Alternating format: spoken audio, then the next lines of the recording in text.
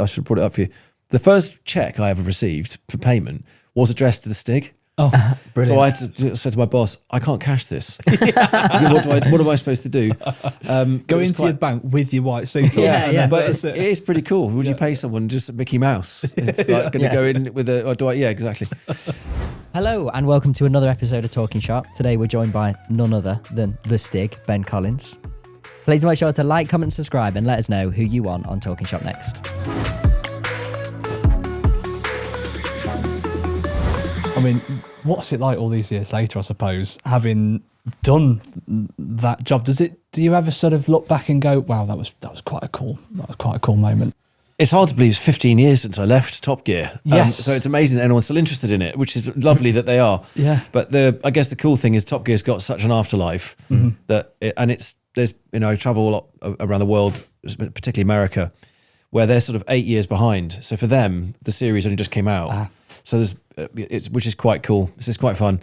And I guess some of these characters from TV, they do last a long time in people's memories. And the Stig was a really cool part of the show.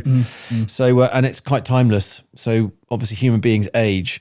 Stig doesn't. It's a character, if you like, but a real life one. So it's the difference, I suppose. I'm just glad, I was so fortunate to get that position. Yeah. I mean, I probably would claim it, but I probably was the Top Gear's biggest fan, to be honest. I remember every You've Sunday got night. competition. That's it. Yeah, So yeah. I've got lots of competition, but every Sunday night, I remember just the titles just before Top Gear started. Every Sunday night for years and years, and that was it. And it I think every episode I've probably watched 5-10 times. So yeah, no doubt. If you weren't sat down watching Top Gear at Sunday at 8 o'clock at night, what were you doing? Yeah, exactly, what were you doing? Everybody was doing it. Yeah, it did become it was quite a phenomenon, and I can't honestly say I've watched all of them. No. So and I used to dip in and out. I loved the early years that I was working there. That was I think when it was at its freest hand, and it was super creative because a lot of things hadn't been done before. They were coming up with stuff for the first time. Then you know it's difficult. I remember my boss Andy Willman. He said, "Well, we should have axed it in 2008 because really? No show should go on for too long and that type of thing." And actually, I think it was kind of peak Top Gear was around up to that time. Caravan Conquers, all these things, and then you end up doing more of the same. Oh, that worked well, so let's try and find another way to do it. So car football, what next? So car hockey, and I think after I'd gone, they did car rugby. But really, car football was car rugby. Yeah. It was full contact. Turn a Peugeot into like a rocket or something. Yeah, the rocket car. Richard and James were in like a bunker, like while they launched it. Yes, I was It was just going to say. Robin, I think, that went up. Into Was space. it? Was it? Yeah. I think love that. I think you're thinking of the Winter Olympics one where they jumped the Mini down the. Oh, is that what it was? Yeah, that's it. Well, both involve rockets. Yes. Okay. And Of course it is. You know when they say that he's not a rocket scientist or he's no rocket science. I mean, the Top Gear definitely didn't have rocket science. Yeah. But the one that the spaceship one was fascinating because I think at the time it was the most expensive thing they'd ever made. Wow. Right. Okay. So they're very proud of it. I say the experts made, and it was a classic of the weakest link in the chain brought it down.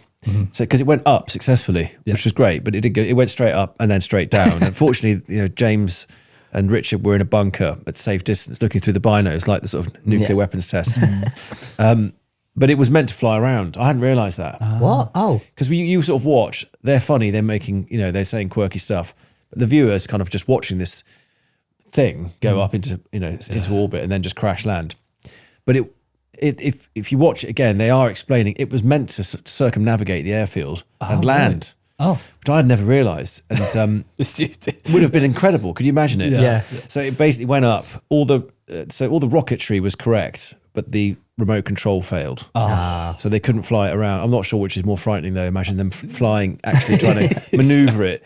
But it would have been amazing. I think if there's something that they should recreate, it would be that one to see if they could land it. But then the one on the Winter Olympics. yeah. So I was there for that. Actually, at one point we were going to do a skiing section.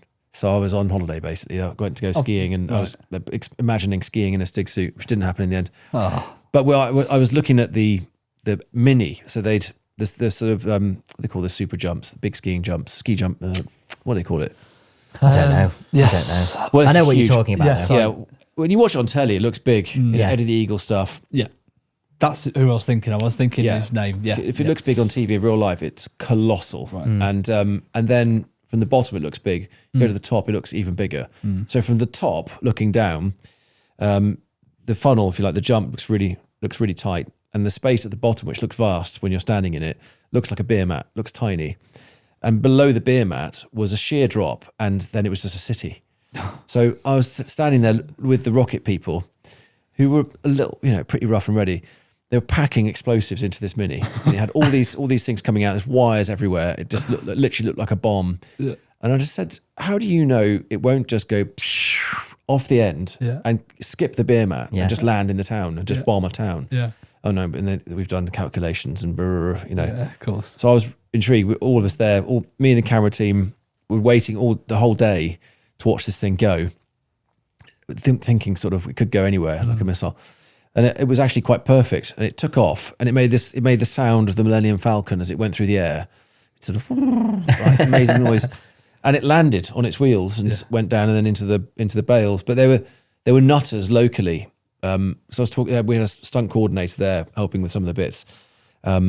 People were coming up to him asking if they could drive the Mini. There's no driving involved. It was a rocket. Oh wow! But they were that mad. They'd sit in it. Yeah. That's just crazy. I wouldn't trust it. I thought the same. I was looking at Flintoff in that when he did the, what's it called? Bungee jump in a car. Yes. Jeez. That's just too brave. That is. Fair play. It is. I mean, I know you've sort of talked about this in the past a little bit, but how on earth for that many years did you hide your identity really from the Stig? Initially it's quite easy. If you've got a secret you don't want anyone to know, you just don't tell people. Well, sure. Yeah.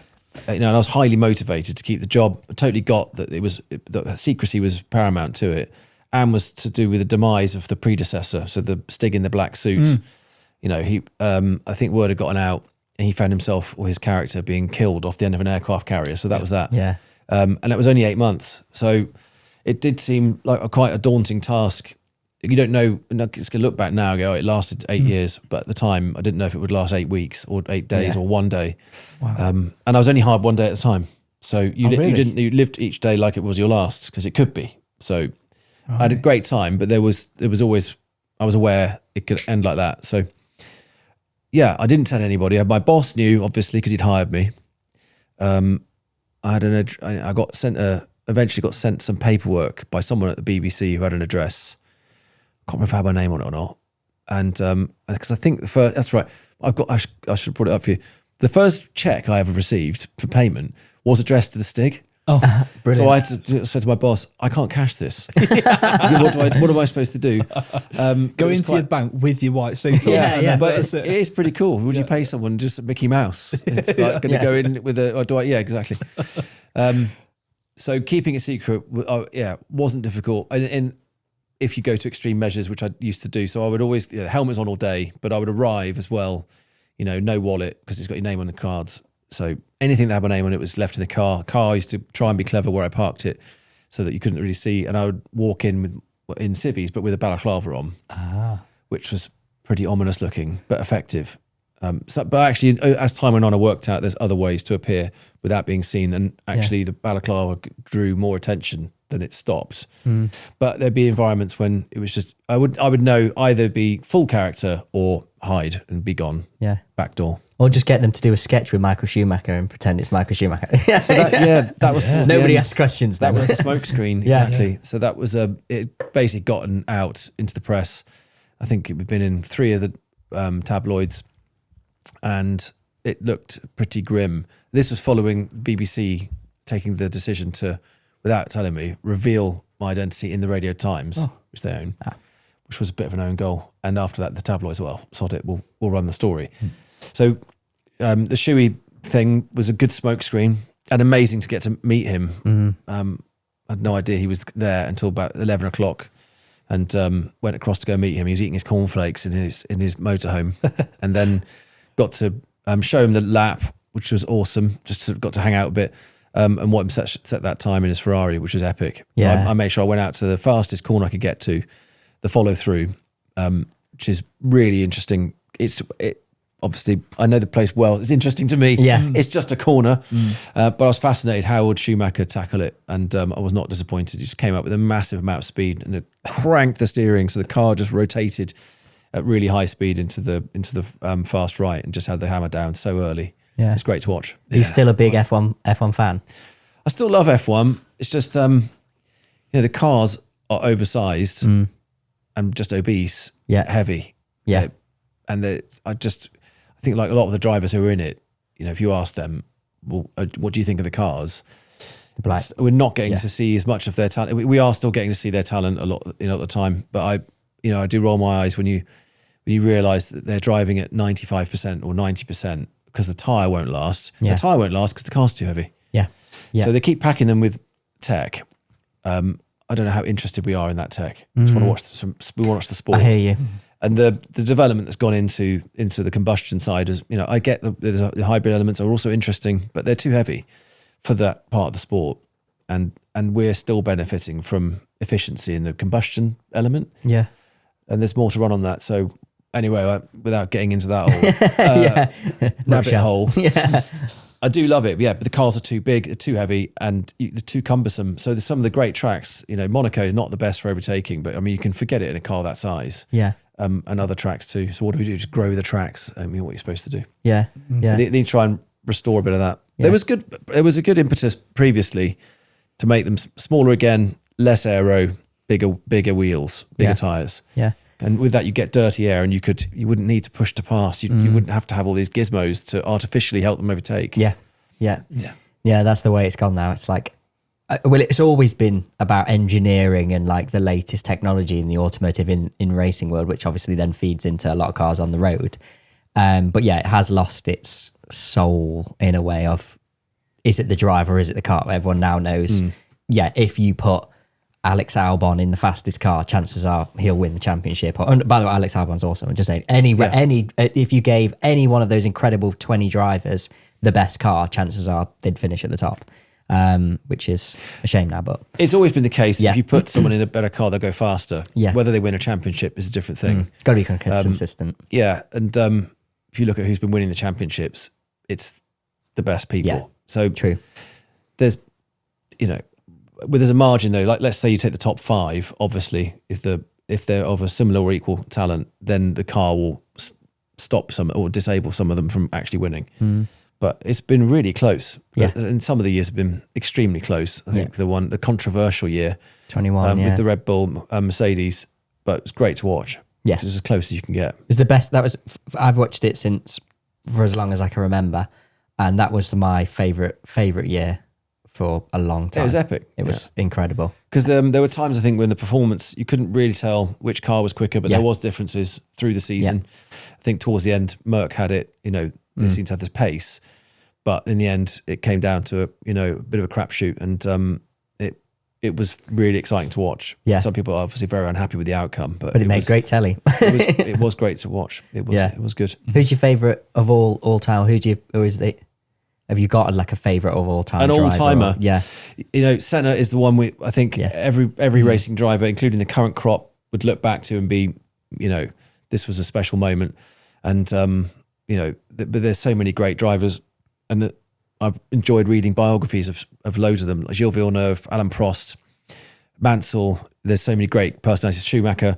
But I think one you can't, it's just a bit different is the Senna and his abilities and just what he did. Pure bravery, really, of the time. Just that whole attitude of... I think they're all brave. I think it's the way that he mastered so many different elements. And that Gerhard Berger, I remember him summarising it, he's good at everything. Yeah. So if he was good at dealing with traffic in the race, risk management, overtaking, when to, when not to, and how much time you lose when you do it, and being able to process all the strategy whilst you're also flat out, and then the raw pace, the pole positions, the one laps, it's all of that together. I think you realise that you're watching something really special. I remember back in the day when it was on, I felt compelled, I had to watch every lap he was doing because they were all special. What's he doing? I remember towards the end, it was one of the last Grand Prix was in Brazil, and it was hammering with rain. Nobody was going out. Senna went out. Yeah. And there's a young driver thinking, well, why has he gone out? And trying to understand. So he's gone out to see where the grip is. Where's the puddles? Where's the this? Where's the that? In case on Sunday it's raining, he now has knowledge the others didn't do, because they were all, oh no, don't take a risk with the car. Yeah. But there's always something to be learned. And I was watching Grand Prix Silverstone a couple of years ago, and I was amazed because they all went out, and I was I was watching with a group of people who maybe didn't know so much about F1. And they're like, well, why is he doing that funny line around Luffield? And I said, well, he's the only one checking the wet line. So watch this, because I think he was 6th or 7th on the grid. So I bet you he'll be 3 or 4 places up using that line. He'll gain a load of speed. Yeah. He's the only one sort of practicing to see whether, when sure enough, he jumped up through the order. And I was amazed that in a field of experts, that he was the only one that did it. Yeah, it's the smallest of margins, or they'll look for any little advantage. Yeah. Because sometimes they go offline, don't they, to like cool the tires. So I would have probably just thought, oh, he's doing that at that because that's a good place to cool the tires down, and then going back online. But yeah, obviously he's looking for all the little details that add up. Amazing. So I think he's the fastest in F1. He's the most consistent. He's going for it on every element of it, every element of the rules. They've had to adapt the driving rules for Max. Yeah. Because he's created a new overtaking style that no one had thought of, including Senna. This is what's amazing. The braking distance into the corner, it was fairly well settled. There's a braking limit to make the apex, and that was the conventional thinking. But these cars, it's impossible to overtake in them. So it's like, how do I get around that? Well, why not just extend the braking area to the white line on the edge of the track? Yeah. So he's willing to do that. No one had thought of it. No. And really difficult to defend against, because you never quite know if he's going to do one of those or what. Go. Yeah. So fascinating to watch. Wow. Yeah. Who's your inspiration? Who's been your inspiration? Was it Senna as a racing driver? Yeah. Yeah. It's such a tough act to follow, and I didn't, he's the best in the world. So I had no racing experience before I started in cars when I was 19. So in some ways it was an inspiration, and actually it was a bit of, I maybe should have been a bit more realistic in where I was starting from, because the Senna model was get to the front, win every race. Having raced in go-karts, he'd been racing for years before he came to the UK to do Formula Ford, which is kind of where I started. So that in my situation resulted in a lot of crashes. Yeah. So it was risk everything to get to be at the front without having worked out that actually you need to finish first. You must first finish. Yeah.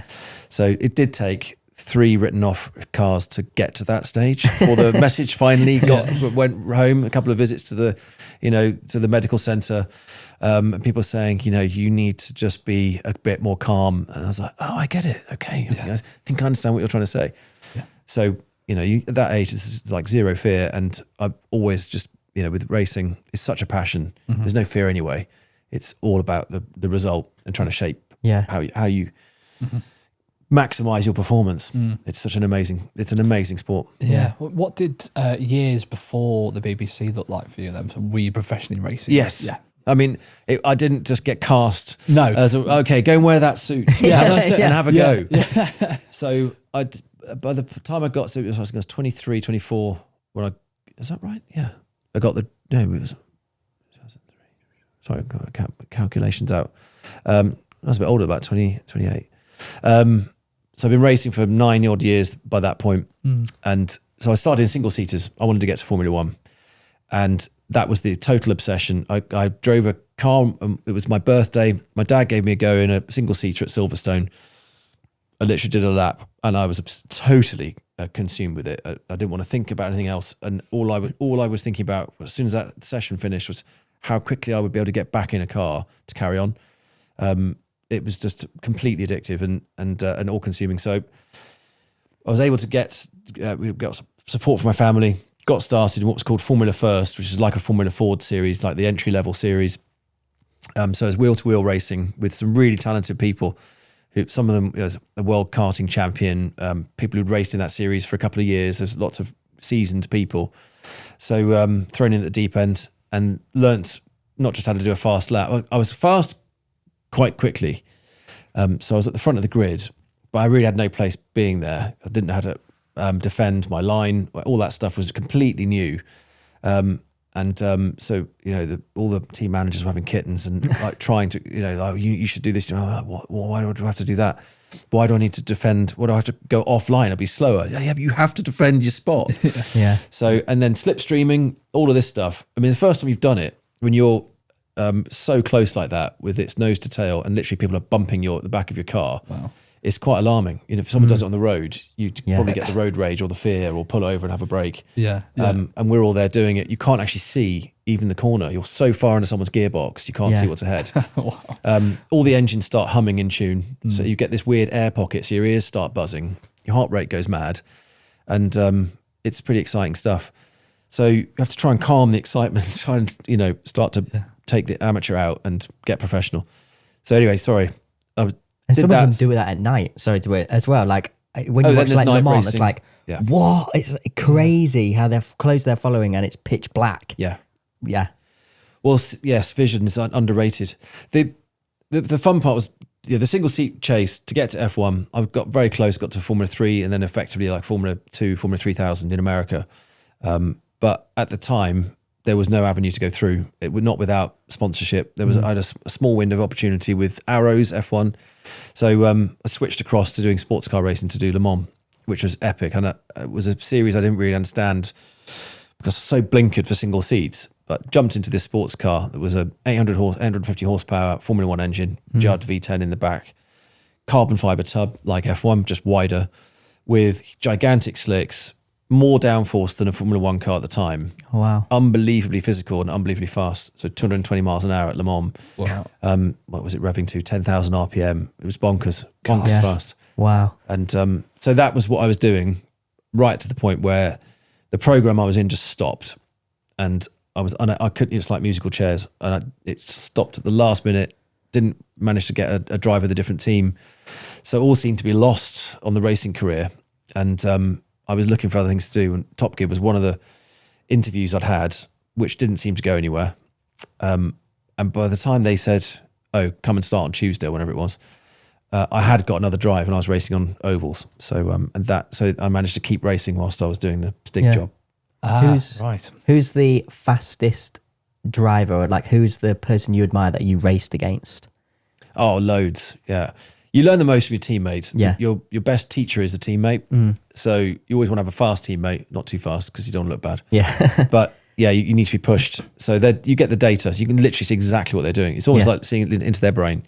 You can see where they press the brake pedal, where they're placing the car, where they're steering, how much. So you can see the rate of turn.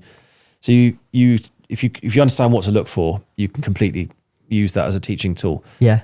So say you're faster out of 9 corners in 10, but they're quicker in 1.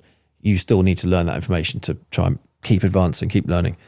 So the driving styles I've seen over the years are really fascinating. And you've got people who left foot brake. I don't. I right foot brake, which in F1 you'd have a choice. So I can do both, but it's interesting how it affects how you make the car behave, because if you're using the brake as a resistance tool, it affects the suspension differently, and then you might need a different setup, and you see lots of different squiggly lines on the data. The most impressive people I've raced against, I'm trying to think of a few, so Mark Hines, I think he's still managing Lewis Hamilton. He won the Formula 3 championship. I raced with him for a few years from the beginning. Awesome bloke, super talented, very Prost-like, analytical, very consistent, good bloke out of the car, in the car is always 2 different people. Who else? Justin Wilson. Who went on to IndyCar, was a fantastic driver, huge natural talent. A load of the South Americans that went through. Mark Webber, another great one.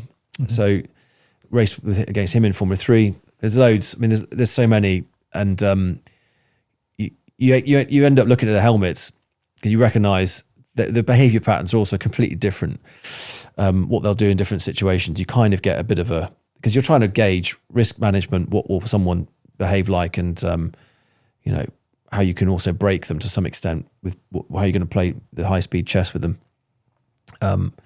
So yeah, quite a few. Yeah, lots of good people over the years. So being in racing for so long, and you said your teammate is your greatest adversary, but you're also your greatest ally because of the data, etc., and they're in the same car. If they let you look at it. Yeah, of course. Actually, Yeah. This is the thing in F1. I think I'm told in F1, some of them, once they clam up, that's it. That's and it. Even in the same you can't team. see the setup. Yeah, they start to do that work as two individuals, which is... Do you have any sort of like, can you level with how it must feel for Lando Norris now, sort of like trying to stay close, trying to get back, obviously chase those points back against Oscar? Can you like sort of level with just how much, what he's essentially under pressure wise and what it's like knowing Oscar's ahead? Yeah, it's a huge confidence thing. Yeah. If you're on a roll and your confidence is working in a beneficial way, of course you don't get cocky either. Yeah. That's always ready to bite you. So it's a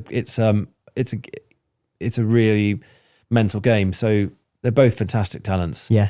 At the start of the season, it looked like Lando had the upper hand, but really, I had a really good conversation with Trevor Carlin, who ran both of these guys in Formula 3, I think it was, and he said, "Yeah, don't underestimate Oscar. Yeah, he's quietly super competitive." And I was like, "Oh right," because you might look past him because he's not as frothy on social media.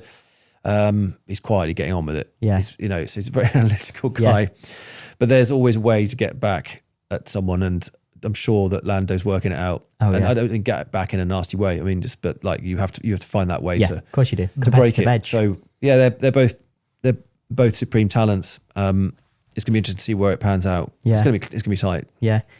Oscar reminds me of like a Kimi Räikkönen, just without the outlandish personality every night, like the outlandish things he used to say. Like he's just that, like essentially another Iceman, just another Iceman. Chilled. Yeah.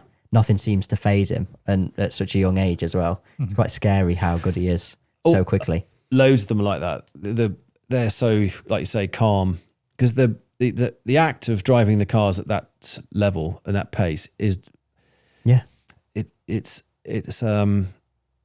they're so on the limit mentally to get the car to work that way. There's so much going on. It's really at the extreme end of what you're capable of doing, and any slight thing that's just any slight distraction or whatever, you just will lose time. You just lose a little bit of pace. It could be nothing. Yeah. And you see it on the grids, 1/10 of a second, and you're P2. Yeah. It's only a tenth, and it's like, yeah, but you're still second to your teammate, and it makes a difference on the grid. It just makes a difference to how you walk into the pit lane, into your crew. They're looking at you differently because you're the faster one. Yeah. And at the worst case, you get situations where there's a new bit, whatever it is, it's a wing end plate or a piece of engine piston, whatever the new bit is, and they've only made one. Well, which one are they going to give it to? They'll give it to the faster one, and you know that, even if they don't have the bit. Or that there could be, if it comes down to it, push comes to shove, there could be a radio transmission or something that tells you, mate, just move over. Yeah. So that's hard because you know it's there. Yeah, and then that's your confidence just destroyed. Basically, the team are basically favouring the other driver. Unless you're like these guys, they're ice cold. Yeah. And you keep that behind, just like, okay, fine. You have to be. It's a fight. Yeah. It's amazing that there's only 20 seats as well. It's just incredible that there's so many categories out there and they're just going for 20 seats. You look at any other sport, like football, for example, they have such a higher chance or much a higher percentage wise of 11 people in a team, God knows how many when you put all the subs in, the reserves, etc. Yeah. You don't get that in F1. We need more Stigs. Yeah. Yeah. Let's just put them out to the farms. Yeah. Now, Talkin Shop wouldn't be possible without our title sponsor, Eclipse Diagnostics. If you work on commercial vehicles, vessels or machinery, you need Jaltest, the UK's leading multi-brand diagnostic tool from Eclipse. Plug it in, run a scan, and you'll get the OEM fault code, the components linked to the issue, and a clear step-by-step guide to fix it. No head scratching, just results. And it's not limited to one or two brands. Jaltest covers all manufacturers and models. So whatever rolls, sails, or shows up at your door, you're covered. It also goes beyond diagnostics with dealer-level functionality, ECU programming, calibrations, DPF regens, and loads more. Plus a huge library of wiring diagrams, repair manuals, and OEM technical data. Tightening torques, reference measurements, the lot. So you can get the job done right first time. With Eclipse, you're backed by world-class technical support when you need it most. Enquire today and quote code TALKINSHOP to get a free cable saver with your diagnostic order. Training at your premises also included. Thanks, Eclipse. Now back to the show. In the early days of the Stig, then were you still pursuing your racing career for a while, or did that sort of then slow down whilst you were doing work with the BBC? Yeah, I was still going for it. And I had hoped the dream would have been if the two had managed to converge. Right. So, it would have been. We got close, but no banana. I mean, we did the brick car 24 hours in a diesel BMW. Yes, wasn't necessarily what I dreamt of. It was a really good time. I remember that. Yeah, it was fun. Well, and actually, I've remembered there was a slower one. We did the Citroen 2CV 24 hours. Where I've never prayed for a car to break down more. Yeah. It was a laugh, but every corner was flat out. Yeah. So it was pretty mind numbing. And everyone was like, "Oh, this is so much fun." I'm like, "Please make it stop." I've been racing a 220 mile Le Mans car, and now I'm in this, and now I'm lucky to be here and everything. But still, I'm struggling to stay awake in the straights. It would have been great if they could have converged, and I was lobbying gently for that to happen. I remember doing a presentation to Jeremy about going to do NASCAR because I thought it would be perfect because they could come out with some outrageous sponsorship. There was a brilliant Burt Reynolds movie where he's a NASCAR driver. I can't remember what it's called. And the team manager wants to get him fired. So he humiliates him by making him wear degrading outfits. So he gets him wearing a chicken suit because they've got fried chicken sponsor. So I said, look, do whatever you need to do, but let's go. We'll get some funding. Let's do it. But we never did it. And the closest we got there was a moment when we were going to do Le Mans with Aston Martin in a Le Mans prototype, which is what I was racing at the time, and that would have been just incredible. But it kind of fizzled out. So I suppose as time went on, I realised the stars wouldn't align in that way, and I was, that was fine, and I was making the most of it with my own racing. So yeah, I mean, that BMW race you were talking about there, it actually did all right, really, overall, in terms of the car that you were using. Did it really? Well, I think was it the second or the only two diesels in the series? Was that something like that? Yeah. So considering, that's very generous of you. Because it did have a monumental breakdown. I mean, it did. We were lucky in that the fog came in, so I ended up driving most of the race. Yeah. And I like racing in the rain. I like challenging conditions. So the fog helped me gain time. Yeah. So I think I unlapped us a few times and we finished third. I don't know how many were in our category. Okay. Possibly 4. Better than last, isn't it? Yeah, it was a giggle. It all helps. But yeah. I left in 2010 and actually that year won my first European Le Mans series. So it was, it was not a bad way to move back into racing, and went back into prototype racing for a few years and some GT, and up until 2015 or 16. So I'd love to get back into motorsport.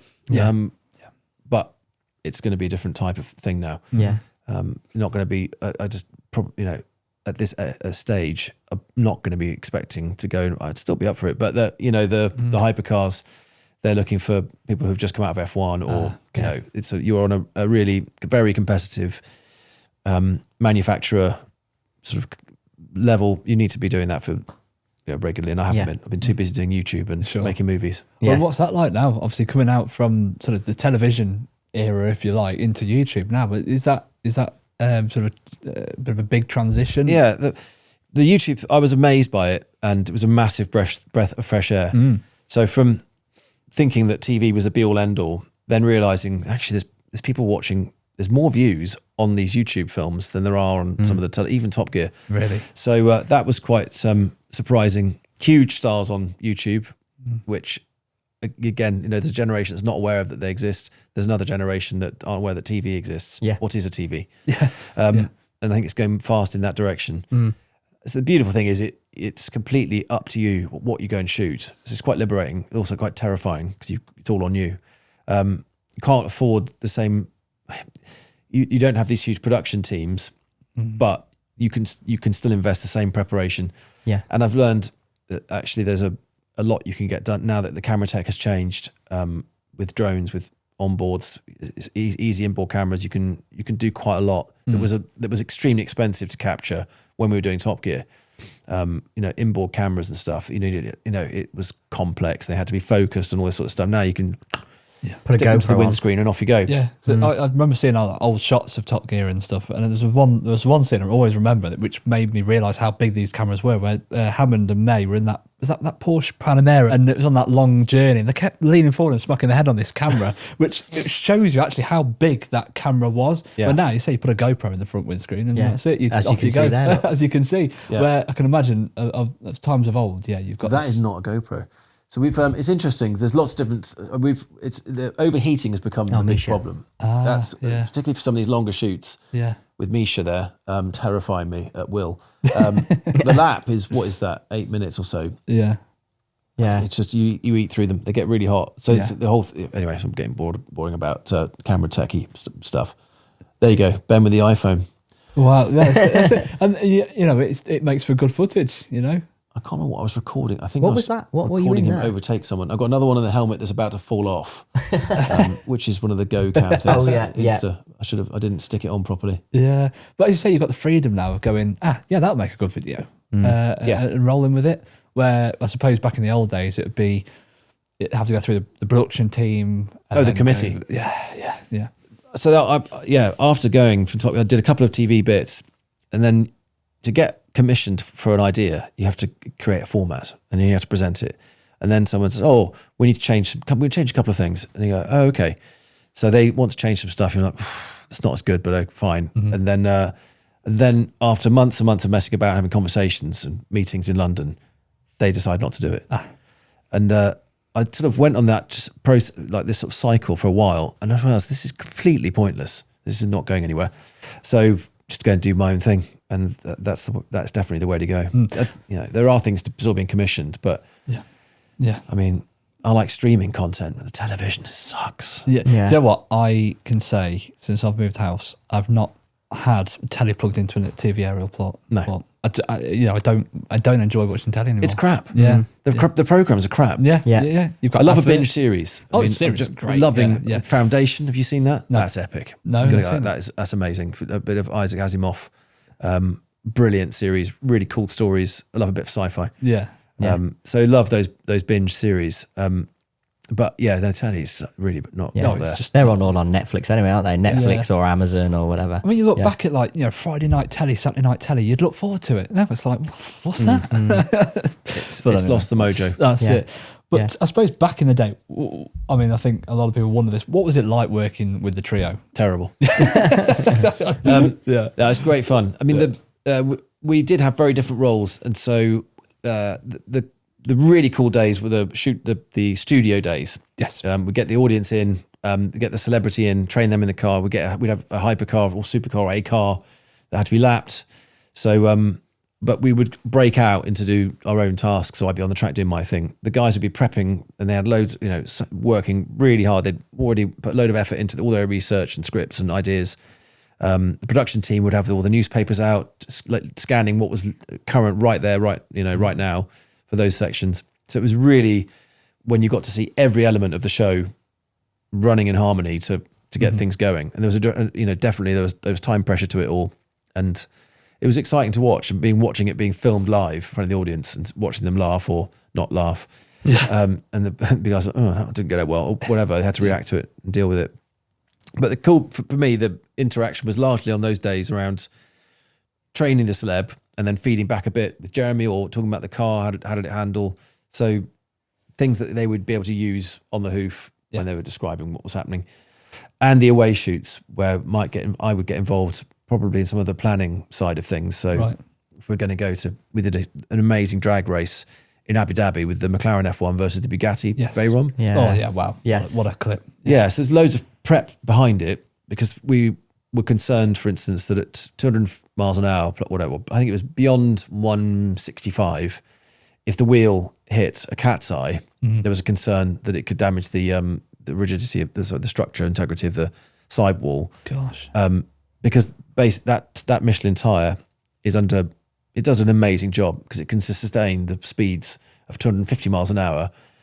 It's not the speed, it's the downforce pressure. So it's putting enormous forces through the tyre. So if you smack it into something really hard like a cat's eye, those speeds, the cat's eye doesn't really have time to move out of the way. So it can ding the sidewall, compromise it, and you can't really see it, and it could cause it. So we were planning all these different things. We were how we would avoid the cat's eyes, which section to use, avoiding the bridges, where we're going to position the marshals safely. So That was really cool. So again, a lot of my time is spent with the production team, and then we would go travel out, catch up with Hammond, and make it happen. Yeah, maybe able to uncover something here. But when we saw the specials, the Stig's American cousin, Stig's Chinese cousin, was that really? Was that you? Of course. I've got a black belt. No, I think you can tell from the height difference. Yes. When it wasn't me. Yeah. And there was a couple of them maybe spent a bit too much time at the pub as well. There's some beer bellies in there. There was Rig-Stig. Yeah. He was pretty big. Yeah. Yes. They did ask me to do the American Stig. They said, we want you to fly out to wherever it was, put a fat suit on, and not drive very quickly. I was like, I get that. So I did German Stig with the mullet. Ah, right. Yes. That fight was fine. And I did green Stig, which was the eco. When he had a green outfit with Birkenstocks. Yes, that was it. Trying to think what car that was. They'd made one, I think. Oh, yes. They made something dreadful. Yes, that broke. That was it. Obviously, because they built it themselves. Yes. Was it the electric Eagle? I think that's it. Hammer thrust eye thing. Was I it? can't remember actually what it was. Yeah, it was that bad. I don't remember it. No. Well, there you go. What is your the favorite from the fastest point of view, but also it might be just one that you absolutely love to drive. What is the fastest and your favorite race car that you've driven either on Top Gear or just around the track? Road car or just general car? Just general. Just the favourite was the Porsche Carrera GT. Yeah. Which, again, the V10 engine. Good choice. Keep talking about V10s. We missed them in Formula One. The sound's just amazing. Yeah. But it's also the way that they respond. The response, you touch the throttle, it's sort of instantly, the RPMs shift up very, very rapidly. So you feel like you've got total engagement with what the car's doing. But the sound of that car is amazing. It's such a high revving engine. And a manual as well. And it's manual. Yeah. And it was a bit nervous. Yeah. So it was challenging, which immediately gets you lock in because you get the adrenaline because you've got to focus. It's a really surgically precise car. Once I kind of bonded with it, it was fantastic. Yeah. And it looks visually stunning. So it ticks every box. Because I think it could be great to drive, but it's butt ugly. But the Carrera GT is pretty special. And it got a bad rap because the clutch was difficult to operate because it was kind of a racing clutch. So it embarrassed a few people that had never driven a racing car, which is most of us. Most people haven't raced cars to get used to that type of edginess. And it was a little bit loose, but it's interesting. They took it back to the Nürburgring on a modern tyre and it went really a lot far. I think it beat the 918, which is the modern hypercar. Yeah. So it went multiple seconds faster. Wow. It's a great machine. So it's timeless. Do you think cars have lost that these days? I mean, there's some very, very good cars still, I mean, no doubt. But do you think cars have lost? Yeah. Do you think they've lost that personality? Yeah. That I think it's quite arrogant of I don't know who I'm aiming this at, but to think that the average driver can't feel everything that's going on in the car. Actually, they can. So the feedback you get through the pedals and the steering and sensations in your bum.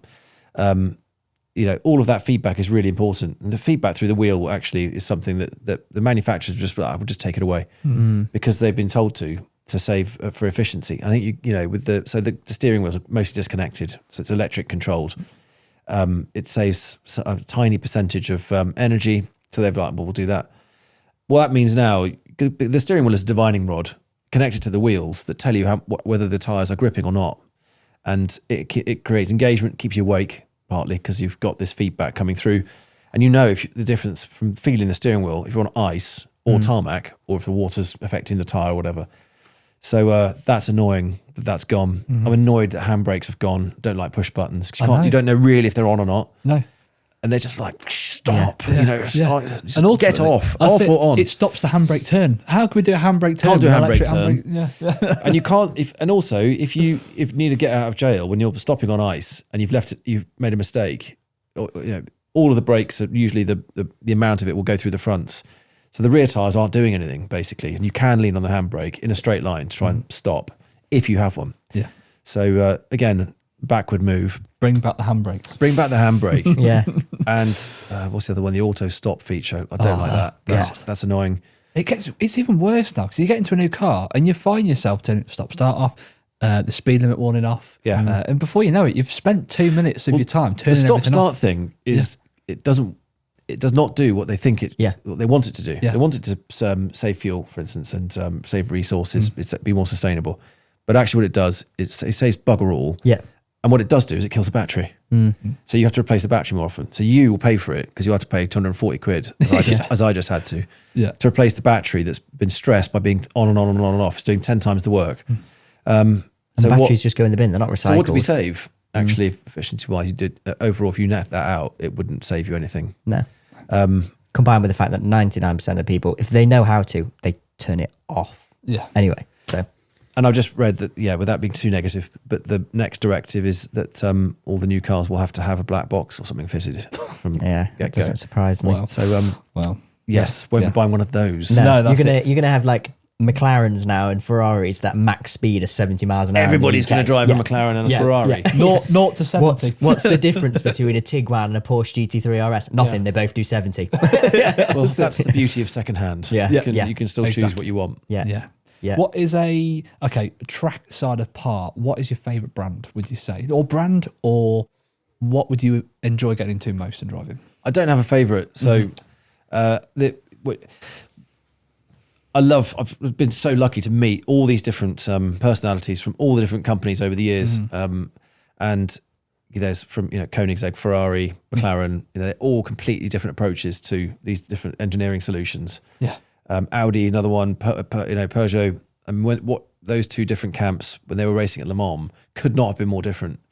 And so, at Le Mans, they'd be neck and neck. You never knew which one was going to win the Le Mans series or the race. And you'd have the sort of the German approach, which was, risk control. Engineering's amazing, and they were removing. It was, I suppose, kind of more what you'd expect. And the French way was give everything maximum, push everything. Everybody drives this car as fast as it will humanly go at all times. You take maximum risk, put everything into it, and when they lined it up, they were completely unbeatable. Yeah. And it was interesting hearing each camp how they would eye each other across the pit lane. Yeah, totally different approaches. Yeah, sure. Equally valuable. So it's amazing watching I've spent a lot of time recently with Ferrari with the new F80, which is incredible. I've got to do a review on that. That's peak technology. It's everything they've learned in F1, everything that's been banned from F1. They've loaded it into this new hypercar. Nice. Which they've always done pretty well, haven't they? They've always had like the F1 tech put into their road cars, haven't they? But I feel like now, because of how techy they are, they've been able to go, right, there you go. Yeah, that's all of it. Have the lot. Yeah. It's so unbelievably fast. I don't know that most people will ever get near the limit. I mean, even in the time I had on the track, I was like, just do with a few more laps to really say I've maxed out with it. Because in the high speed, it's just phenomenal. It's you can turn up at a 160, 70 mile an hour corner and just fire the steering wheel in, and the car will just take it. It's got some active suspension, active aero, and so it just braces itself and obeys, and then it goes. It's so sophisticated. Yeah. It's pretty amazing. Yeah, absolutely. You have driven, like you said, you've driven, test drove, whatever, literally every car out there. You've been the Stig, you've been a professional racing driver. Looking back now, when you did get into it, we always ask, like, what does success mean to you personally? What does it mean? Have you got to this point now and say, do you know what, I've done everything I wanted to do? It's interesting. No, I'd say is the answer. I look at what went well. I'm pleased with what went well. I look at what didn't do so well. So I suppose I don't know. I think it's a tough one. I guess really success to me is can I maximize my potential in the area I'm focused on? Did I do that? And I don't think any sportsman could ever be satisfied with anything they've done. I'm no different. So, but equally, I'm realistic, and there's such time in the day, years in your life, you just go for it. And enjoy the ride. Really, it's an incredible journey, and I've been lucky to be able to have different strands along the way. So motorsport, I'd love to have continued going. I'd love to have won Le Mans, and maybe I'll still get a chance to go and win Le Mans. But I've loved what I have done. So movies, it's different again. But being involved with some of the best crews in the world, working on some of these incredible films, Star Wars, Bond, Fast and Furious, and the beauty of that success is it's a shared success, and you get to see it on the screen, looking in its best possible light, and you look at it there and you go, oh gosh, I've forgotten, the days where sat there for 8 hours waiting to do something, nervous or expectant, and the work that goes into it. But the work that goes into it is also phenomenal. It's incredible teamwork, and the prep. You do months of prep for some of these car chases, which of course you never, you could wing it, but to do it safely, you need to really prep it. Yeah. Yeah, well, I mean, that must be pretty cool to look back on. Is that you've worked on these films, you said Fast and Furious, and they're there forever. And yeah, exactly. But where do you even start with prep for one of those things? Do you sort of run it through virtually first, or do you sort of do you sort of do that chase multiple times over and over again? What does that look with movie stunt driving? Really, I find it fascinating because there's one of the expressions is turning the impossible into the possible. Yeah. Because you read a book or something and you go, well, that's impossible. But now there's lots of different ways. You've got CGI, which, is creating, they're made up images basically. So for instance, a Bond movie, they use no CGI. So back to your point, well, how do you do it? This might be seemingly impossible but the innovation is unreal. I mean, they will find a way. So I'm trying to think of a really good example, but the recent Bond movie is a good one. The bike stuff, which I have nothing to do with bikes, and the stunt coordinator for that film, Lee Morrison, a massive bike guy. So this was right up his street. He's into everything. He's done every type of stunt, but if he's got half an hour at the weekend, he's out on his bike. And there was this colossal jump. So I think Bond they were in Matera. He does this huge jump up this ramp, and then twists it through the air and lands. It was it was extremely complicated, and if it went wrong because of the height, it was a dead drop basically. So they had to work a way around it. So they designed a platform to sort of practice the jump straight, and then work out once that was consistent, how to hop him over the wall. And then I got a bird's eye view because I got dressed up as one of the wedding ceremony that was in the way when he sort of screamed through, which was great fun. Wow. So I got to watch him sort of literally fly this bike over the wall and just skid it through the streets. It looks amazing on the big screen, but when you're there and you just see the sparks coming off the foot pegs as it clips the wall and disappears up the cobbled streets, it's epic. It feels a bit real at that point. Yeah, Skyfall, another one. I always think back to the bikes. I always feel sorry for the bikes because if they fall off, they just hit the ground and it bangs their legs and stuff. Yeah, but they had to ride across the rooftops. Right. With no helmets because that's they didn't have time. It's a Bond chase. That's it. You can't. So one of them stolen a bike and one of them's done this, and it's just they didn't have it. So they don't have time to put the straps on. Yeah, they use wait there a minute. They use these clever skull caps, which you can't see, which is some protection. But the precision they had to have riding across the top was unreal. Yeah, and then jump through a massive freezer of glass, into an uphill sort of stone floor, which means that as you hit the glass, you go completely blind. You've got multiple seconds where you can't see anything.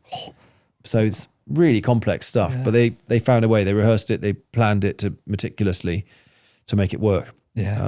So a lot of people might think, oh yeah, it's all CGI, but actually none of it's CGI there. That's interesting. Again, especially with the crashes. So there are some that are unmanned, but the big gnarly one, there's one where the Land Rover tips over. I think it was a Land Rover. And it does multiple flips. Well, that's our friend Martin. Yeah. He did that, and it's a they cannon the car over, and it's brutal hits. Yeah. So there's technique and precision to it. It's not just like let's see how this goes and hope. It's all executed really well. It'll be all right. They did one in Casino Royale, didn't they? I don't know if I don't know if it was the actual S or a kit car. Real car. It was. Oh, wow. Okay. So they literally just rolled a... So that's Adam Curley, who has the world record for rolls. And if I get this wrong, he'll shoot me in the comments. 11 3/4, I think it is. Wow. That's some going, isn't it? Yeah. So In what? it was a DB9, I think. Okay. Wow. It was either DB9 or DBS, or a DBS that was a converted DB9. But anyway, Jeez. it was expensive Aston. Yeah. Oh yeah. No, And no. over it went further than they expected, and they were delighted. Yeah. Oh, I'm So sure. I'd be like, I'd be crapping myself. But yeah, Adam was really pleased with that one. New record. Yes. Yeah. Oh, brilliant. Oh, that makes watching it that so much better, I suppose, knowing that was real. That crash was real. You know, And it was the boss's girlfriend lying on the road. Oh, was it really? Yeah. Oh, No well, way. there you go. There's a lot of responsibility That's there. brave. Yeah. I love was it the Lamborghini Countach that they used in Wolf of Wall Street? That was actually was that real as well? And then they smashed it up, and then it was like, it became art. So then I no think one it's- ever repaired. It's like, I think it's piece of real that art. it smashed up. Yeah. It's recently sold, hasn't it? Yeah. Yeah. For sort of Don't think it silly drives well. figure. No, I can imagine no, not. you I couldn't- don't think it ever did. Old Leonardo, he just couldn't drive it straight. No. What a Wow. great film. Wow. But yeah, that's an amazing one as well. I had no idea how much that would. It would be interesting to see how much that actually sold for. To be honest with Probably you, can but put in the on screen now. yeah, But eventually, when everything did come to an end with Top Gear, I know you mentioned you took every day at a time, and you knew eventually, I suppose, it was gonna stop at some point. Did you feel? Was it a down in your life, or was it actually a case of a bit of a weight off your shoulders? I could be me now. I can sort of enjoy and not have to worry about my identity coming out. How did that feel on that very last? It's an interesting question. So the weird reaction I had when someone, I've gotten very good at not telling the truth about what I did. So because there aren't that many racing drivers around, so mates be like, "Oh, you're the Stig, aren't you?" Yeah. You're like, no, So I couldn't. It's I like, wouldn't and be able to keep a straight face there. just because I'm a racing driver, I'm the only race driver you know, so of course I'm the Stig. So right, there'll be lots of different ways you can confuse people. Yeah. But when it's in print and someone slaps a magazine down and points at your picture inside, it's very difficult to defend that. yeah, So, and strangely, and then I had a phone call from someone at Beeb, and I was like, this is the end. And there was a weird sense of, it was bizarre. I did feel a weird sense of relief because I've been, Sure. coveting the job for a long time, didn't want it to end. And it is a bit, and I didn't realize that there was a bit of tension until I was like, that's odd. I shouldn't feel relieved. I should be pissed off. And then the phone call, I was like, bloody hell, this is the call where I get fired. He wasn't firing me. And I was like, all right. And then it kind of like, who organized this magazine thing? It's like, okay, so it was them. So, but still, the cat was out of the bag. And after that, I did sort of felt I was on borrowed time. And the suggestions of being replaced were becoming a bit more noisy from certain quarters. So I felt that this was going to happen. And in the end, I thought it's time to go. Yeah. There were a few other reasons as well. And, I was loving it, but that side of just this back pressure seemed to be getting to a place where I thought, no, I think I've had a great time. Yeah. Let's call it a day. And I'll hand my notice in, which is what I did at the start of my last series. And then, so a good conversation initially with my boss. BBC didn't take it so well and took me to court. So I planned to release a book after I'd left, and I wanted it all to be above board.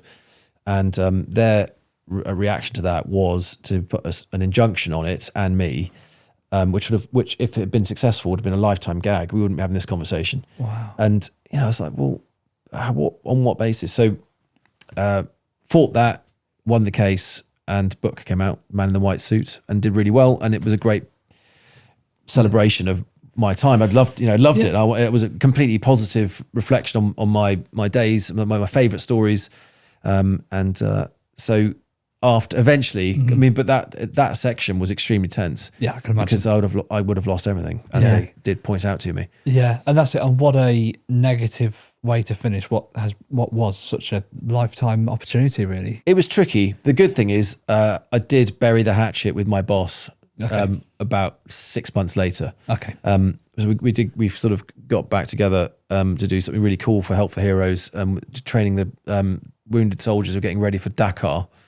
So that was great. I remember watching that. Yeah. Actually. And subsequently, I've caught up with all the presenters and and I've been working a lot with Richard Hammond, who I get on really well with. So we've done a lot of filming with Drive Tribe and things like that. So, all is good. Nice to sort of, I suppose, end it on a high now and still, work with the people that you've been working with for years, rather than having been walk away, having to completely sort of draw a line and never to be able to talk about it again. So, can you imagine? I mean, it'd be awful. Also, what do you do for the last 8 years? Nothing much. Can't talk wouldn't about have it. made sense. No, it was never what I'd signed up to. So no, it's good. Yeah, and I'm as well. Trying to think what their argument was, or like what they thought, how what negative could have come from you releasing a book and talking about it. I don't really see the point. No, I think that it was a foot soldier was doing something it wasn't told to, and there was a bit of rage there. Mm-hmm. So, but anyway, onwards it's in the past. It is. Yeah, that's it. Yeah, absolutely. And then the three went on then to do the Grand Tour, didn't they? Did you have any involvement in that at all, or was that no? Nearly. Right. I was due to go and do something with them. I was going to do a bit of a gag, I think, for one of their series, but Hammond broke his leg in the Rimac. So that was the day before we were due to shoot something. And there was I can't remember, one other occasion where I might have gone in there. But they had to make a clean break from Top Gear. They couldn't use the same formats. They had to do something different. But I think they wanted to go a different direction. So they had the American, Mike Skinner. Oh, yeah. The NASCAR boy. He was doing the times for them. And it's for them, the driving, the pro driver element is always an area of piss take. Yeah. So I think they reinvented it. Sure. And they had the American, and then they switched to what was her Abby, name? was it Yes, Abby? they switched to Abby. Don't know where that's just come from. Yeah, I've completely. I never even thought about it at the time. But why did they switch? To Abby. I suppose contracts end, don't they? Yeah. I don't know. And stuff. But it's which has now stopped. So the track bits. The Ebola-drome wasn't much for a track. No, I think I couldn't take that section as seriously. I don't think it wasn't as serious. I mean, I liked Dunsfold's great. It's a cool place. You've got a mix of there's nothing really slow, but there's some lower speed corners, some good medium and some high speed, and you do actually get and it's bumpier than it looks. It looks really flat. But there are some little bumps there that that test the car, so you can see how well it holds the road and whatnot. I thought it was a really good test bed. The Ebola, not so much. There's some more Mickey of a Mouse go-kart corners there. type, not go-kart track, but it had that sort of feel, didn't it? Quite flat, quite slower corners. And they actually didn't look good either, though. So racing round it wasn't as an interesting as like a thrilling track, but actually, when you did have the slow corners, they looked a lot better than at the Ebola-drome because they just didn't look great. You go around like the old ladies' hat. It did look like this. They couldn't get a proper track, so the best segment was the Mark Webber one. That was good. Yeah, where he pretended he couldn't drive. Right. In a non-brand car. It was quite funny. Yeah. What do you think? Top Gear has sort of evolved now into, you mentioned Drive Tribe, what you're doing on YouTube. There's so many different production companies, different YouTubers who have like sort of taken influence from what Top Gear was. Do you think Top Gear in its TV format could ever be as successful as it was? Probably not. No. But that's actually a silly thing for me to say because there are formats on YouTube that are gigantic. But the thing is that they're staying on YouTube. Yeah. So unless they're going to fold back into doing something on a TV format, then I think what I'm saying might be correct. So you're right as well. It's been amazing going into YouTube land and seeing how many people they say, love Top Gear. It's what got me into doing car stuff on YouTube. It's awesome. Yeah. Whether it's building, like Freddie Tavares in the States, he loves Top Gear. He loved the challenges where they're building a caterer and doing this, that, and the other. And he's doing his P1 and he's doing some amazing stuff. Wow, he's out engineering McLaren's original design. Once he finishes it, you've got to finish it, Freddie. Yeah. Is he trying to buy the Holy Trinity and repair and have all three? Probably. It looks that way, doesn't it? Yeah, because he's a big supporter of McLaren. Here in the States and stuff. He loves McLarens. I mean, he's 675, hasn't he? He's got the P1 now. So, he's a big advocate for a lot of the British stuff, really, isn't he? Like Top Gear, like the McLaren. Well, he's Aston. It's Aston's as well. Yeah. It's amazing how far it's travelled. Yeah. So I don't know. I think they definitely struck gold with the original crew. I think right people, right place, time. Sure. And it's a hard act to follow. Not to say that what's come since hasn't been good fun. But I think that I saw something recently where they sat down and they sort of said they parked it when they thought was right, which I think is a really big thing with TV. They didn't just keep going and going and going to the point where people were thinking, I can't watch this anymore. They saw an opportunity and went, let's call it now. Sorry. Yeah. Mike Brewer. Yeah, we recently did a podcast with Mike Brewer. I did. Oh, you did. Sorry. Yeah. And what he an knows his interesting. stuff. Oh yeah, I mean, what an interesting guy. But this was simple. This is how to buy a car. Yeah. Have you been ripped off or got it wrong?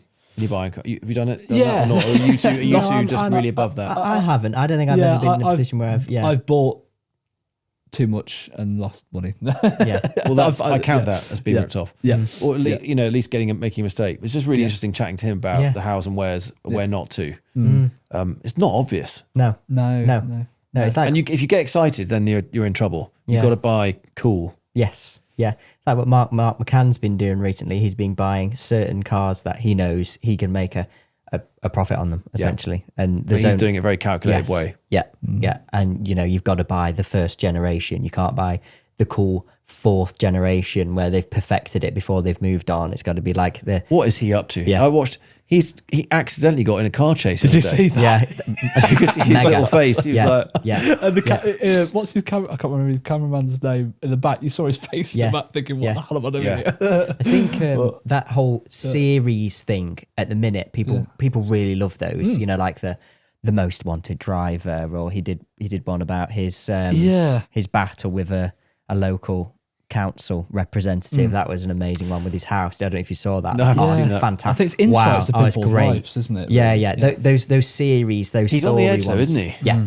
Oh yeah. It's like the car thief one. How on earth do you get to speak to these people? Well, he's released this latest one. He released it 6 months after he filmed. So I imagine there was some sort of implication from the police. Don't do this. Don't release that until we say you can. You are not going out there. Advertising that, we didn't chase this guy because he went too quickly. You can park that for a while. Yeah. On that note, though, one of my favourite guilty pleasures is Night Cops. Yeah. On telly. Yeah. They've still got it. I could watch that for hours. Yeah. That's just the chases, the ridiculous situations. You're just like, how did this happen? Remember the old American ones? I can't. Those are good I'm not, as well. Yeah, I can't. I'm not going to attempt to do the accent. Go for it. But it's just in my head. Do you remember the old American chase? Oh, they were amazing. They're amazing. Where the commentator is the newscaster. His It was English. It's in all of our heads. Anybody who watched any of those, we know. It's in there. Fantastic. They were great. Well, they get some proper chases on. Yeah. You've got people stealing tanks and driving off in trucks, wrong side of the reservation. Yeah. I know that's scary. But they're not worried about smashing their cars up over there. Do you think so?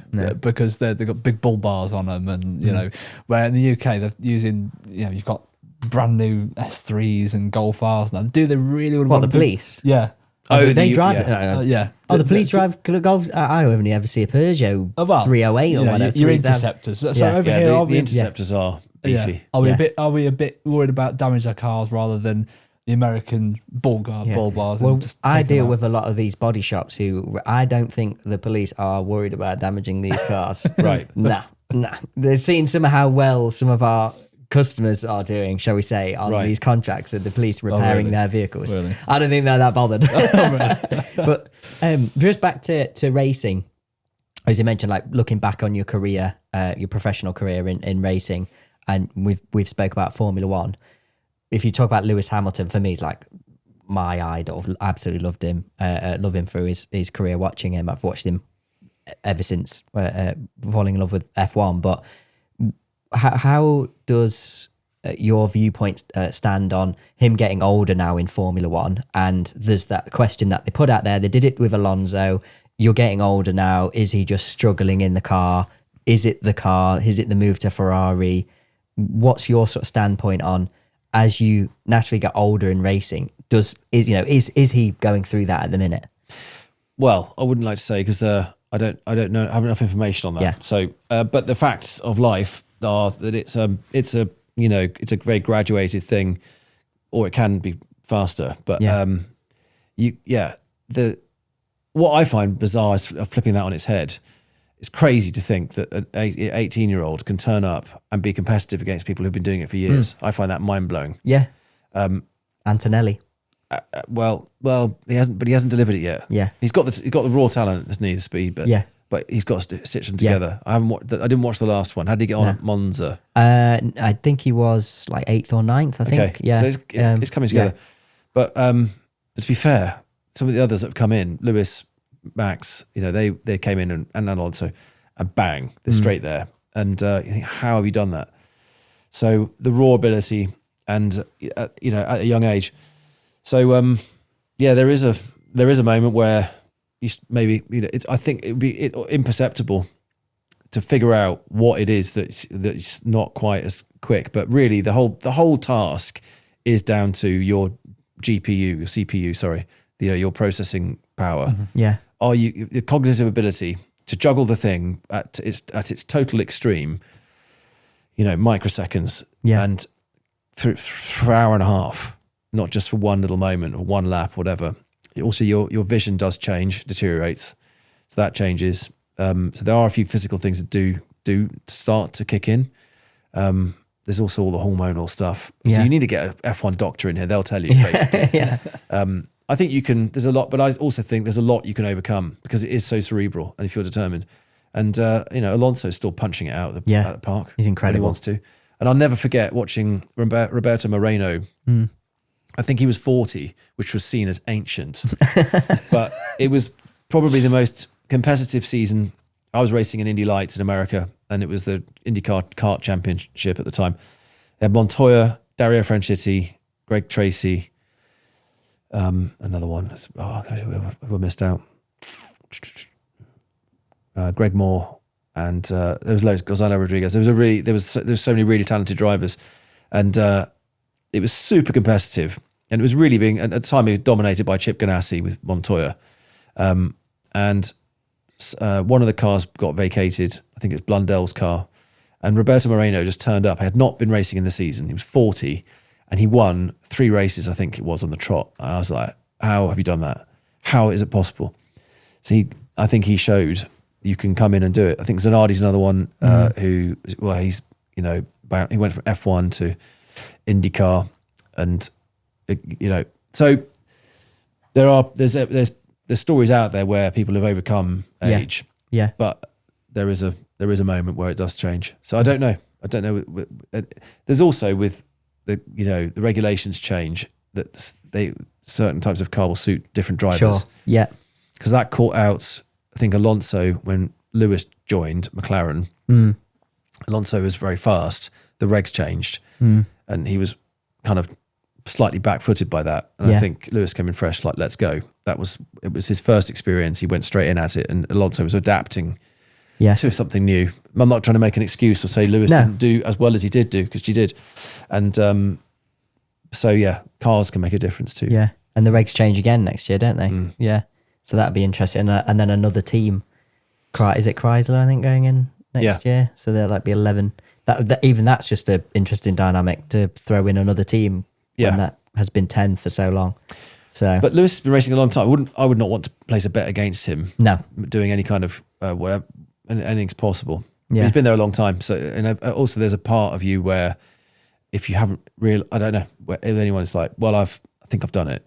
If that moment comes, you need to leave. Whenever, whoever you are. Yeah. But they all have different. You don't know who's going to leave when. No, his drive, his determination, just to literally stick it out and wants to win every single year after year. When he's ahead, okay, he's equal with Schumacher, but he's got every stat, hasn't he? Really going for him. His tenacity to just want to keep winning. It's admirable, but it's also like the others must be like, give us a break, when are you leaving? Give us all a chance. I'm glad he's there, because the more top level people you've got makes it, that's what we want to see, isn't it? We want to see the best of the world battling. Yeah, of course we do. May or may not be able to tell too much about this, but is it true that you used to do a little bit of military drive training? I did. Yeah. That was cool. Yeah, I loved it. Yeah. So, funny enough, there's a big overlap between evasive driving, which is what they call it in the security land, for getting out of trouble, getting away from trouble, and stunt driving. Yeah, sure. So, no, you were talking about handbrake turns and things like that. So, the stuff that you learn one way or another, but particularly from doing stunt sequences like J-turns and all these different things, those are also useful skills for getting away from trouble. So high-speed reversing and all those sort of things. So I did do some training with the military with that kind of thing, and also independently for security companies that are, putting people into hostile environments around the world that needed to be able to escape and evade at speed. Yeah. So it's fascinating actually to find that there was a good real world application as opposed to just being a hooligan for some of those techniques. And we talked about police driving, and I did a load of research around it. And one of the big motivations to get involved was learning that actually the police they get really thrown in at the deep end. They don't do any track driving, which I couldn't believe, because if you're going to learn to drive at speed, you need to be on the track. You're right. You're absolutely right. To have the space and the safety to experience what the car's doing when it's on the, when it's exposed to the limit, where the tyres start skidding, the front, the rears. What's oversteer. Exactly. Yeah. Just to identify that, I was amazed that they would even consider doing any high-speed driving without that, and that's still the case. Mm-hmm. So that was remarkable. They still do the push and pull. I get angry comments now from all those. They in the police roadcraft book, so I've read it back to back. It's very interesting. There's some great stuff in there. Yeah. They reference what they call rotational steering, which is what I would call normal driving. It's what, if you look at Formula One, rotational. Yeah. So the push and pull thing, it dates back, I'm not kidding you, to the 1920s. Oh, wow. When the steering wheel was as big as a yacht and there was no power steering. Really? And you physically had to pass the wheel. Yeah. You couldn't. No. With the straight, unless you had 10 arms, you couldn't have done it. And that is why they were taught that in that time. And they were told to teach the next group of instructors the same thing that they were taught. That has gone on for over 100 years. That's so, and the Scandies call it milking the cow. Yes. I love that. Yeah. That's great. So that was also motivated to get, because the police are kind of seen as they're the, if you like, the oracle of driving, and they were teaching the army guys. Right. And I thought that, there's an added element that's worth doing, which is we should go to a track space, open space, and learn the speed techniques there. And that's why I wrote my book. So, I've loved being an instructor with Top Gear. The military side was brilliant because everybody you meet wants to learn, because they just want to achieve they're tuned into it. Athletes are the same. They want to learn the information. But it made sense to try and bring everything I'd learned into one place. So I did How to Drive as a kind of one hit thing.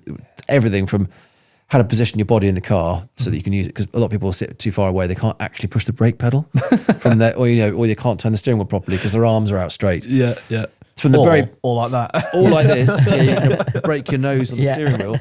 So from that to how to control a skid on ice. Yeah. So that was why I wanted to do it.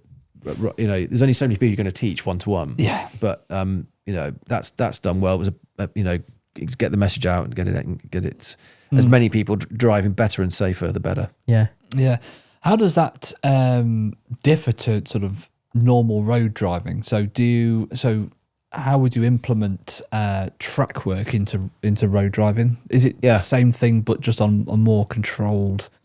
You ever done any yoga? No.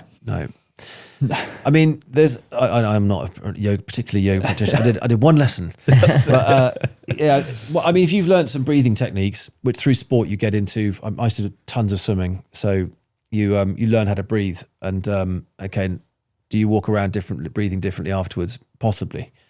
But you definitely learn about yourself and how you function a lot better. So it might be small differences, but your understanding of what you're doing when you're driving is completely changed. As soon as you've learnt how to control speed properly, your peripheral vision is wider. Mm-hmm. You're not as near focused. You look further ahead. So your anticipation is way higher. Yeah.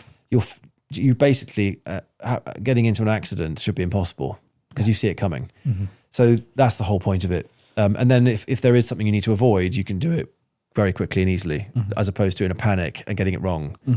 But there's understanding how to keep the car stable, what a good line is for a car versus a bad one. Observational stuff like the rough dirt on the side of the road has less grip than the main bit. So you avoid that for a reason. Or if you do end up on it, you need to know the car won't stop as quickly. So it's just, you can read information a lot better. Yeah. Do you think an element of that, I'm not saying every learner driver should do on-track driving, but do you think an element that at least a sit-down session should be taught in day-to-day driving lessons? For new drivers. Of speed? Yeah, just general car control and, if your car gets into a skid, what should you do? Yeah. And, I just think these days,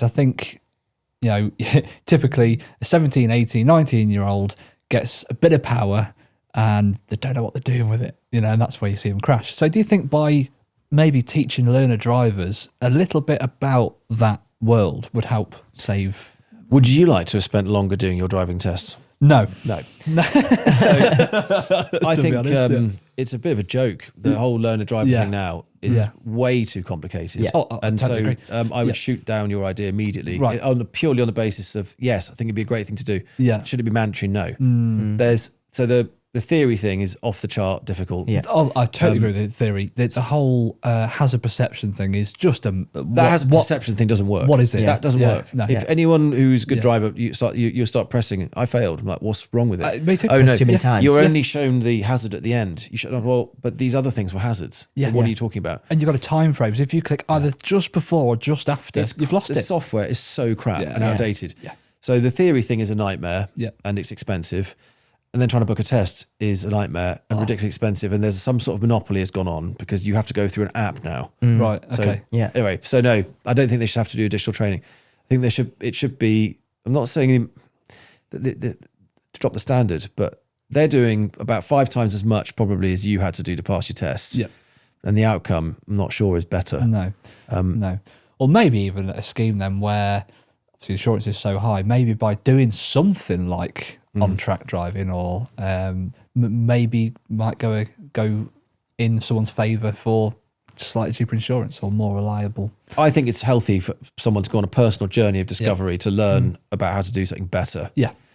It's definitely a good thing. You can do the advanced driving course, which is really good. Yeah. So, I loved learning how to do car control, and that I found it to be a fantastic thing to have. And that rare time when the car does something on in the rain, aquaplane or something like this, and you've got that experience versus not, and the total panic that can ensue. I like to be able to know what I'm doing, so I took the most from it. I think it's definitely down to personal preference. Yeah, sure. And also depends where you live. Like if you're in rural roads, particularly, I think it's super useful. Yeah. Because you end up with mud on the road, on the tyres, and you need to learn how to do it. So I think it's a great thing to do. Maybe not if you live in central Not mandatory. London, You'll be all right. You just got to learn how to do a pothole. Yeah. Nightmare. So I get a 4x4 so I can take the pothole, or will I get my tyres shanked by a lunatic in an orange suit? Yeah. Literally, yeah. No, that's interesting. And a bit of information can be dangerous. So I think that's why I say it's a journey. Like, you're never going to learn everything in a day. You can't just go and do a what did a go-kart thing. Now I'm now ready to take on Max Verstappen. Yeah. It's a journey, and it takes a while. Yeah, we have to make a joke about it because I have had a shoddy history with cars in driving. Yeah. You love cars. I've crashed everything. I love cars. I just crash everything. Do you? Oh yeah, I'm terrible. Patience. So you need training. You're impatient. Patience. Describe your last crash. In Italy, I famously said, hasn't this been great? We've not had one problem getting all the way from the UK down to Rome. We're now leaving, and I pulled out from the hotel and basically said, we've had no problems, right, let's get going. What a great trip. Pulled up to a set of lights, had quite a quick BMW. Somebody's in front of me in Italian, which is quite bizarre really because they all drive so fast, but they were going really slow. It changed green. They're still sat there, so I just went, right, sod this, sport mode, right, right hand down to try and go into the lane. There's a moped there. He's now on the floor, and then I've corrected and gone left, and gone into the car. Yep, I hit the moped, then corrected, went left, and maybe hit the woman who I was trying to go round. Just sheer. So you hit 2. Yeah. See, Jeez. the thing is, you're not going against what you just said. You're not a bad driver. You're just impatient. It's super impatient. Yeah. Just impatient. And a bad driver, yeah. He's a shit driver. He's just Brilliant. I've just been called a shit driver. Because I mean that was shocking. Not only there was obviously the erratic first move, but the response to the mistake to crash into something else. Overcorrect and go. I can imagine exactly what you're like as well. I bet your arms are rigid and jerky. Maybe. Do your passengers complain that they feel nauseous when you're at the wheel? Are you on and off the brake pedal? Let's just say that when I go out with a colleague, he drives. Or any colleague, they drive. Yeah. All right. Some people, there's no helping. You could be one of those, but I would definitely get hold of you by the scruff of the neck and help you. So I try and help you. Yes, appreciate that. We could extend But the firstly, I would just say you should only be driving a front-wheel drive, low horsepower vehicle. What do you currently drive? Well, to be fair, I've sort of matured in some way. The fact that I drive a Porsche Macan S, so it's got the power. Yeah, but it's you don't drive a Porsche like that. My it's too fast for you. Well, my fiance will often say, she'll be like, "Remember, you're not a BMW anymore." So if I'm driving a bit.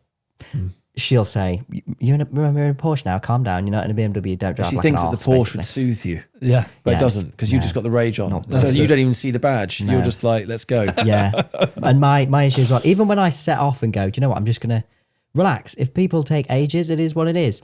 10 minutes later, I've changed from classic FM to and then someone else has gone, and I'm like, right, that's it now. Get out of the way.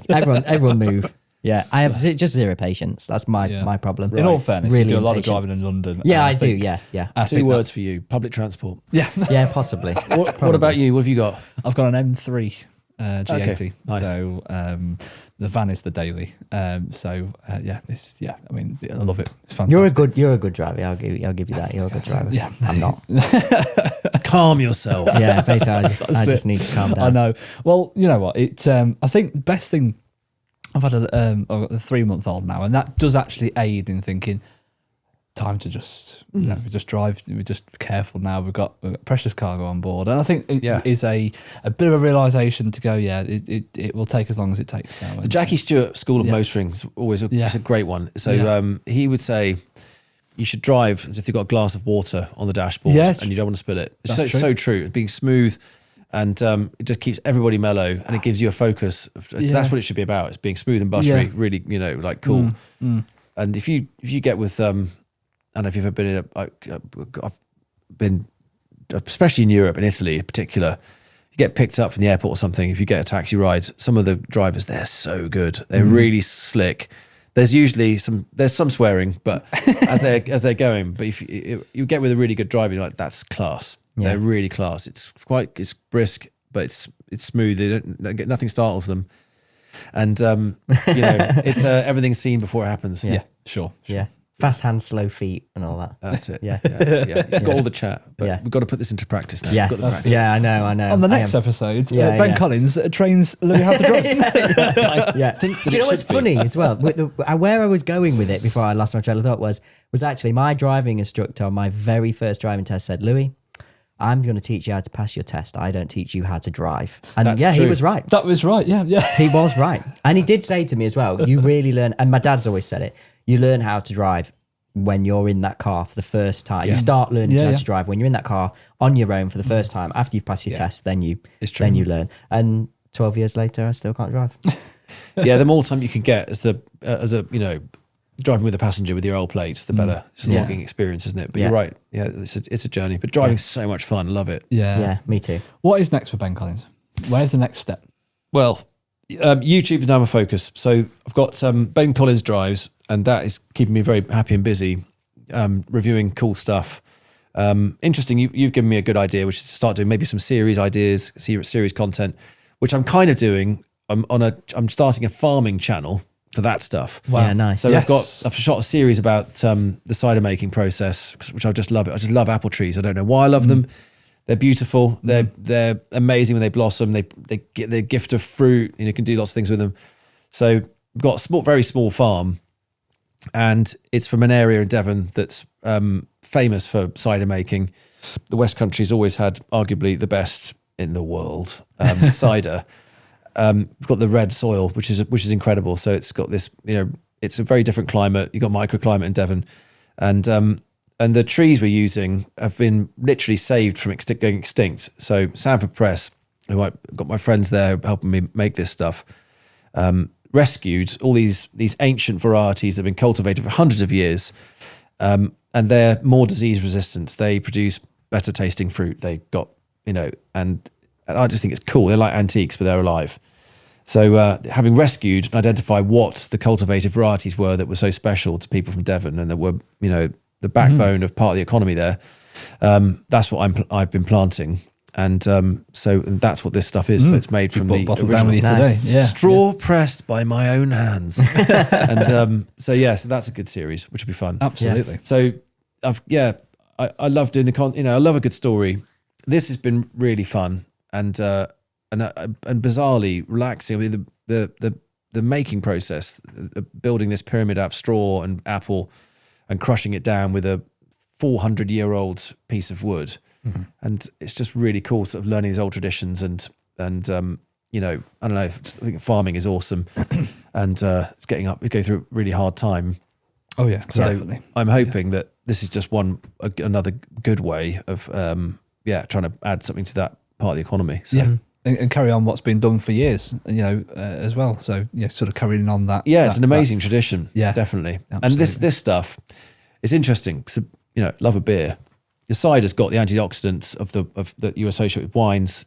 They have it in, so it's actually being gluten free. It's a different way of having a good tipple, and actually the fine cider, which is this is kind of it's a bit of a gritty term, but it's sort of not sort of quaffing loads of pints. It's sort of something you can really enjoy with food, and that's what the idea is. That's it. So I hope you will like it. We're yet to have a sample. Yeah, so that's next. So it'll be planting, digging, and lots of that sort of fun stuff. But still doing what I love, which is getting the hammer down, driving fast machines. Yeah. Maybe some films still. But I'm having so much fun with the YouTube, so just keep cracking into that. And a driving school. Yeah, and driving school. I'll teach. If you're trainable, I'll try and teach you. You remind me of Ranulph Fiennes. I had to actually punch him in the helmet to get him to come back into the room, Ranulph. That is me. I wander. Yeah, I do. Yeah. I will punch him. When they're driving. Can I be there? No problem. Brilliant. No, brilliant. No, we'll look forward to seeing that. Yeah. Brilliant. Yeah. Well, no. Do you actually get a lot of people like they don't want to go in the car with you and you be the passenger? Do you actually get a lot of? My mum is one. Yeah. No, generally they're okay. I'm pretty. I'm calm on the road. On track, obviously you're gonna get what you expect, but I've always. Everybody has got different fears and phobias, and mine is heights. I'm not a big fan. So some people are terrified, and why would you want to terrify someone? So if we're doing stuff on track, I'll always go, are you happy to go fast? And they go, yeah, they're not. Yeah. So you just have to cut your cloth accordingly. Yeah. Read the room. Yeah. And you're not what do they call a backseat driver in the sense of yes, I am. You don't. At least you're honest with it. Yeah. If someone is popping off on the brake pedal, I don't do that. I'll give it 10 seconds and they'll be like, so listen, this is what you're doing. And they go, what? They go, right, yeah, you don't even know you're doing it. Yeah. But you're making the rest of us sick. Yeah. So cabbies love me. Yeah. Occasionally, but it's only 1 in 10 people that have got that the sin of the brake tap. Oh, yes. God, no. Yeah. Because you do follow these people. Or mid corner on, and you see the light on, off, on. Yeah. Mid while corner. you're braking on the corner. Yeah. You tell them that they're losing money. Actually, that gets people to pay attention. So you are burning fuel. Stop it. Well, I tell my missus that every time she's driving my car. I wouldn't and she doesn't tell anybody anything. No, well, fair dues. Stay in your lane, bro. Do you know what? Oh my literally. God. I literally can't wait to tell her that. She's going to love this. Can we clip that and just keep it? Yeah, just send it to Ellie, please. Yeah. Oh, fantastic. Yeah. But she, do you know what? She's actually a great driver. Yeah. She's actually, so maybe she shouldn't take any advice from me. No, she has given me with the whole, sorry, how many accidents have you had? How many have you had? What, this year? I don't know. Every car I've ever owned, every company car I've ever been given. Wow. Other than Is the it one a I've got yearly now. thing? Yeah. I wouldn't say I've ever done anything like stupid. It is those is those stupid moments. Why don't you just do GTA, get it out of your system? Because you could be impatient there. Yeah, I do. Yeah. I wouldn't even say I drive erratic. It's just the... I don't know. It's just these... Say that. Yeah. Definitely. Oh, I went to hit the moped and You I know a lot more than me. to the left. Yes, yeah. That's yeah. erratic. That's yeah. the definition. Okay. It's the definition of erratic. It is. Oh God, I'm an erratic driver. I never knew it until now. Fantastic. That's It took Ben Collins telling me right. I'm an erratic driver. This is part of the therapy. This is fine. We'll get there. We'll have another session. Yeah. Well, there you go. If you've enjoyed this episode of essentially Ben Collins, the Stig, telling me I'm a shit driver, please make sure to like, comment, and subscribe, and let us know who you want on Talkin Shop next.